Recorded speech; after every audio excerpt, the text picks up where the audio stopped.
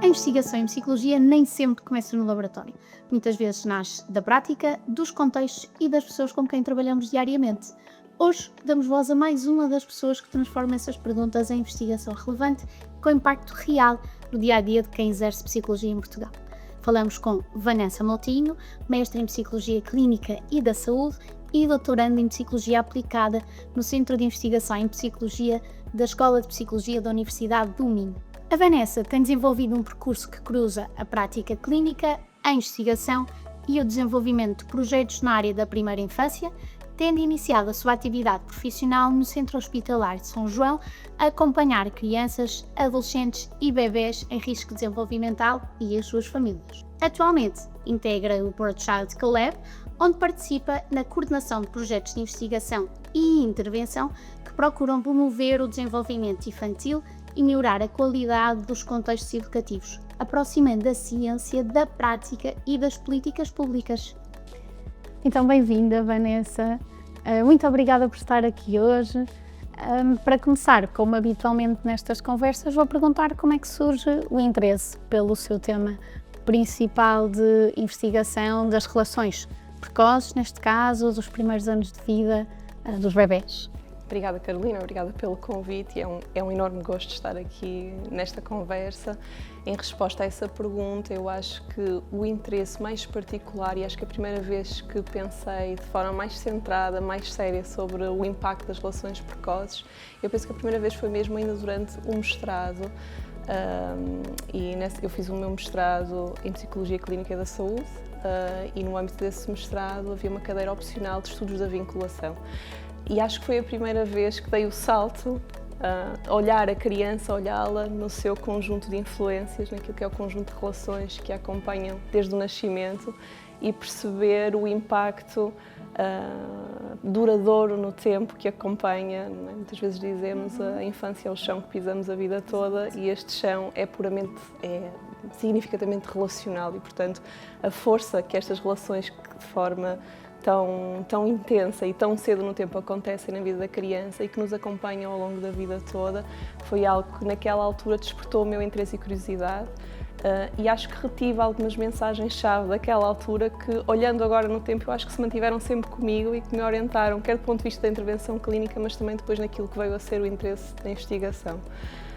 E eu acho que, de forma muito particular, acho que me marcou perceber que este bebê, logo quando nasce, vem com esta inevitabilidade de procurar o outro e dessa relação de tanta intimidade e proximidade, ele começa a construir a imagem que tem sobre si, sobre o mundo, sobre o outro e esta imagem é, obviamente, traduzida por aquilo que são os seus cuidadores de referência, os cuidadores primários.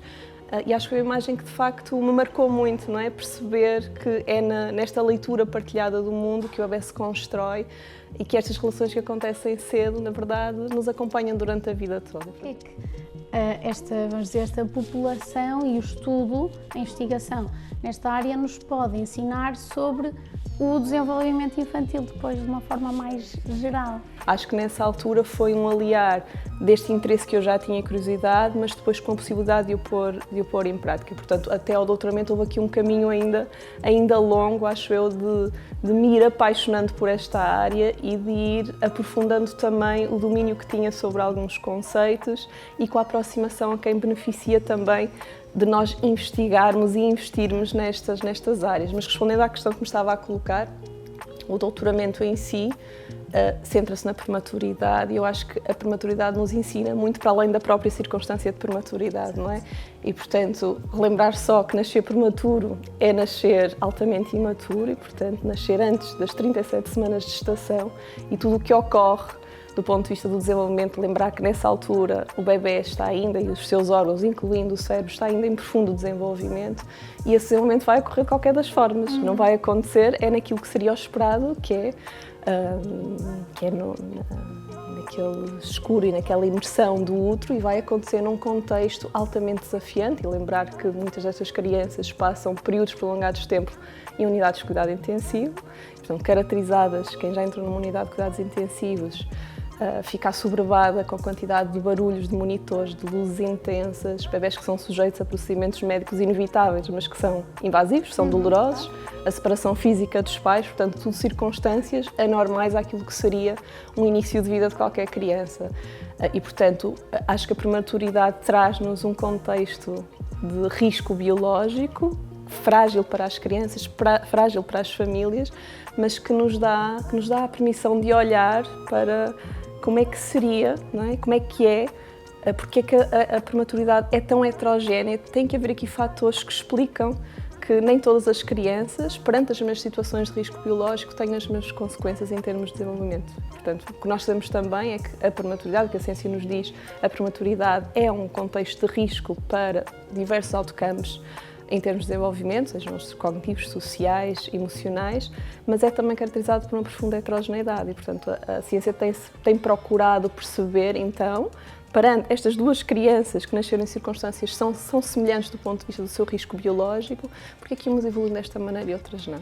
E de muitos fatores que podem estar aqui implicados, o que a ciência nos vem trazer é que, de facto, há aqui condições do ponto de vista relacional, destas primeiras relações, que podem ser aqui um fator diferenciador de interação com estas características individuais, genéticas, biológicas, que o bebê traz consigo, mas é nesta interação que se traça aquilo que será o seu percurso de desenvolvimento e, portanto, este interesse que estava lá para trás volta nesta altura de uma forma muito, aí sim, acho que já muito mais próxima daquilo que seria o meu interesse depois enquanto investigadora. Nessa altura participei também num projeto de investigação que já estava em curso, centrado na autorregulação das crianças nascidas prematuras e, portanto, estava ainda na prática a fazer consultas, a avaliar o desenvolvimento destas crianças nascidas prematuras e, ao mesmo tempo, a entrar na investigação e foi a partir desta experiência que depois desenvolvi aquilo que viria a ser o estudo do doutoramento.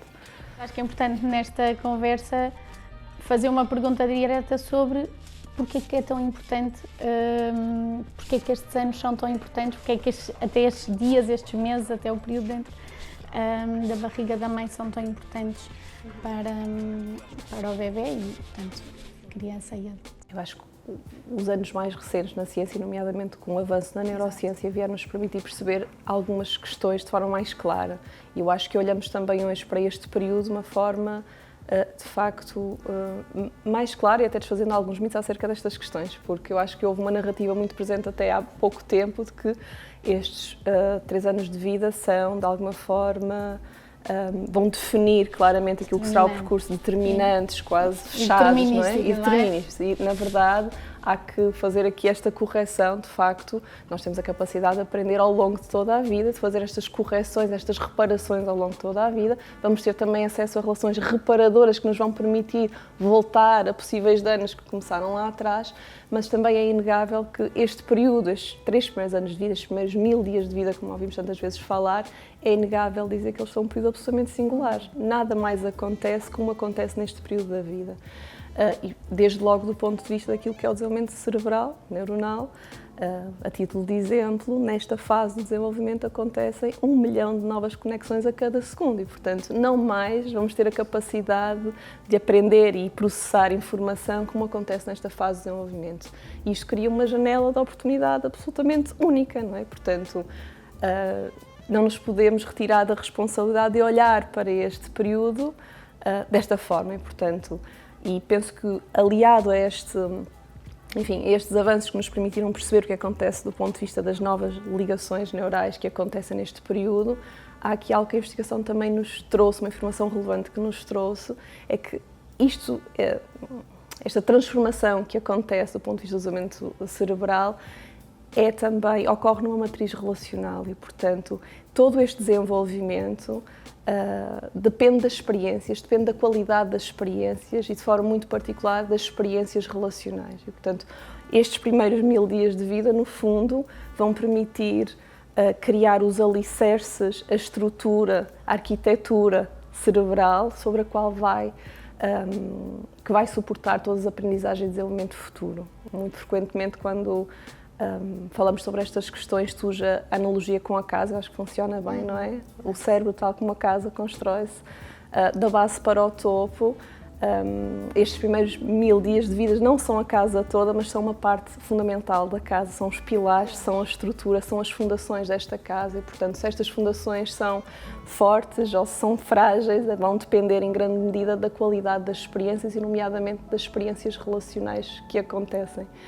E agora, mais recentemente, passou para a criação, ou uma investigação sobre criação de programas, não é? E de uma transição mais para, ok, o que é que podemos fazer, não é? Não só na prática, mas também com profissionais e com quem trabalha com estas crianças. Como é que foi esta transição para esta parte depois? Eu não diria que foi uma transição, eu diria que foi uma continuidade. Claro. Eu acho que foi o responder à mesma pergunta de uma forma diferente. Eu acho que sempre foi uma inquietação que eu trouxe, e talvez por nunca ter abdicado da clínica, é continuar que esta investigação e que esta curiosidade que eu acho que tem absolutamente que existir, ou seja, nem toda a investigação tem que ser puramente aplicada, útil, como agora tantas vezes se diz, não é? Investigação útil, acho que tem que haver investigação livre que nos permita pensar para além fronteiras com curiosidade científica, eu acho que isso é absolutamente necessário, mas é de igual modo necessário pegar naquilo que nós já sabemos, este conhecimento robusto e tentar criar programas, recursos, estruturas que possam beneficiar diretamente quem pode de facto ter ganhos com isso, e penso que uma das preocupações e a entrada para o laboratório colaborativo ProChild, sendo um laboratório colaborativo, traz isso na sua gênese, portanto trasladar aquilo que é o conhecimento científico para as estruturas da comunidade, para os beneficiários diretos, influenciando políticas públicas. Na verdade foi, como digo, não foi uma mudança, acho que uma continuidade, mas aproximando-me daquilo que também era já para mim uma vontade há muito tempo, portanto ter aqui se calhar uma pegada maior, sair dos estudos que ficam nos estudos, nós sabemos que muitas vezes a ciência fica confinada a quem a produz, não é? Os investigadores, os laboratórios, as universidades. É que também.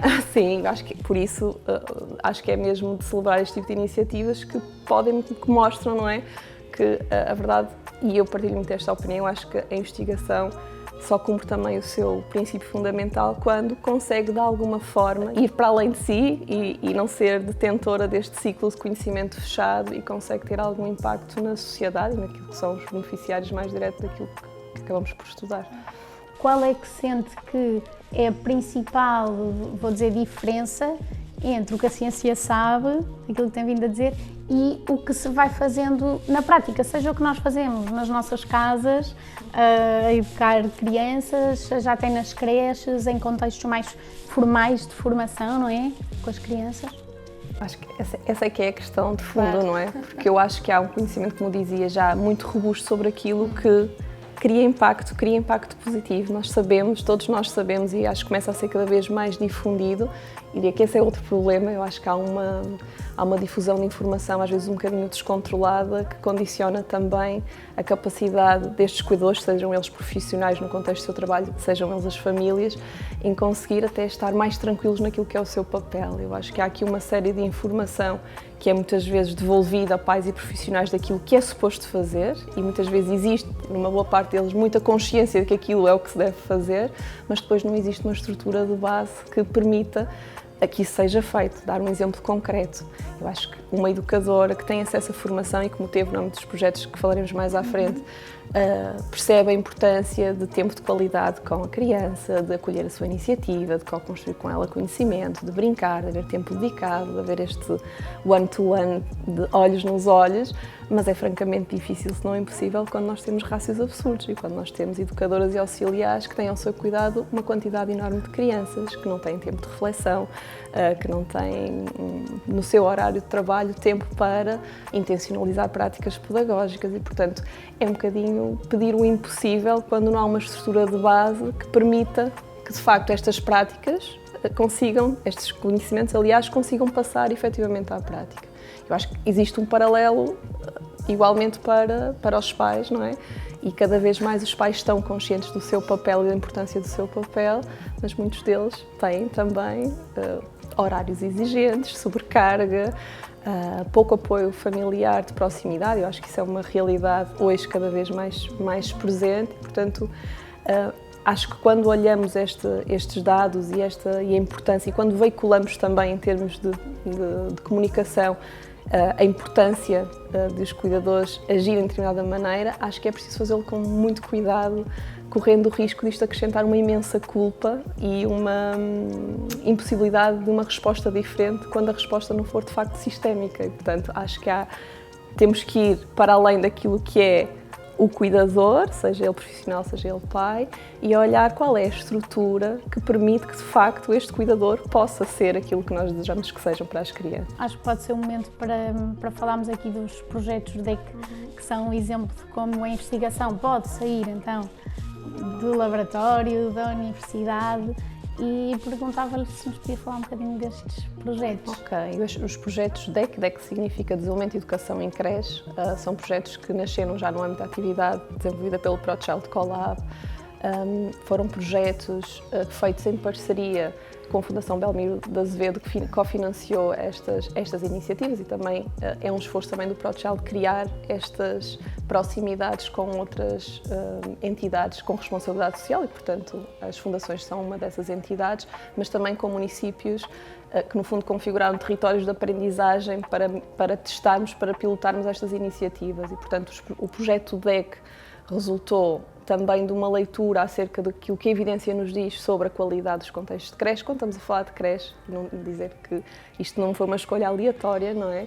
A creche é o segundo contexto de vida da criança, mais onde a criança passa, podemos questionar isso, mas onde passa muitas horas do seu dia. Gostaria que daqui para a frente nós pudéssemos pensar que este tempo é um bocadinho maior, mas em muito pouco tempo elas fazem esta transição da sua unidade familiar para a creche, e portanto têm aqui acesso a um contexto que é para si, enquanto bebê, altamente desafiante. E a outros modelos, não é? E a outros modelos, e outra experiência, realidade, e que mundo é isto, e que eu não conheço, e de repente eu era um para um e agora sou um para muitos, e como é que isto funciona, e portanto há aqui um cuidar desta qualidade destes contextos que é altamente relevante. E estas iniciativas partiram desse pressuposto e também daquilo que a evidência nos diz, e nomeadamente em relação à qualidade destes contextos em Portugal, situam-se em níveis médio-baixos, acompanham também uma tendência que não é só em Portugal, portanto, mas que nos mostram que há aqui uma realidade que nós temos que cuidar. E a investigação mostra-nos que não basta investir no acesso, não é? Nós tivemos uma série de medidas públicas recentes que tornaram este acesso gratuito e universal, respondendo a uma necessidade social, óbvio, mas sabemos, e a investigação mostra-nos, que quando investimos puramente na estrutura, isto reverte muito pouco ou nada naquilo que é o impacto positivo no desenvolvimento. Portanto, há aqui um cuidar da qualidade destas estruturas, da qualidade das interações, porque é isso que efetivamente vai contribuir para o bem-estar das crianças. Foi muito neste alinhamento, sabemos que há aqui uma realidade social crescente, que houve aqui políticas orientadas para o alargamento do acesso, mas pouco acompanhadas daquilo que é o investimento na qualidade desses contextos. E, portanto, houve um primeiro projeto composto por várias componentes, mas entre as quais a consultoria colaborativa em vários territórios do país, no Porto, Guimarães, Aveiro e Lisboa, onde pilotámos esta iniciativa em muita proximidade com os contextos, com a nossa presença no contexto, nestes modelos de consultoria colaborativa, de formação especializada, que mais tarde, portanto, fazendo este primeiro projeto, pensámos depois, ok, então agora como é que nós podemos escalar isto? Como é que podemos sair destes territórios de aprendizagem e começar a impactar em escala, não é? E, portanto, no fundo, subtraímos daí uma das componentes de formação especializada, que entretanto também já pilotámos em 2 territórios, Guimarães e Vila do Conde, na formação de todos os profissionais de creche que desenvolviam a sua atividade nesse contexto de creche. E, portanto, os resultados que temos até agora são muito positivos, e dizer que, e tínhamos esta discussão há pouco tempo quando apresentámos estes dados de impacto, que são muito mais do que aquilo que os dados contam, não é? Esses dados são positivos, os dados de impacto são, mas há aqui, do ponto de vista experiencial para os participantes do programa, uma série de ganhos que vão para além daquilo que nós conseguimos objetivamente medir. Tendo em conta a sua experiência e depois a opinião, obviamente, o que é que acha que falta nesta área investigar ainda em Portugal? Investigar, fazer, não necessariamente em termos de políticas públicas, mas aqui no que é Eu acho que a grande questão neste momento na investigação e na investigação neste âmbito é tentarmos conduzir programas, monitorizá-los de uma forma rigorosa, do ponto de vista da implementação, do ponto de vista do impacto, para tentarmos perceber como é que os podemos ajustar para que eles de facto consigam ter continuidade, sejam estáveis, sejam escaláveis, porque eu acho que muitas das vezes há muitos bons projetos que são feitos durante 1 ano, 2 anos, onde não é feita a avaliação de impacto, a iniciativa entretanto morre e portanto perde-se ou não corre exatamente como previsto e começamos de novo. Eu acho que a questão está, o que é que correu bem? O que é que não correu tão bem?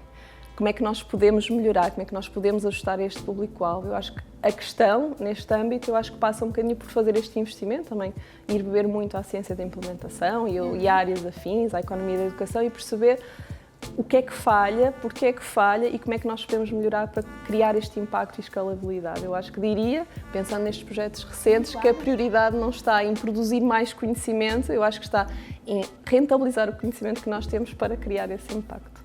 Para terminar, assim, uma última pergunta.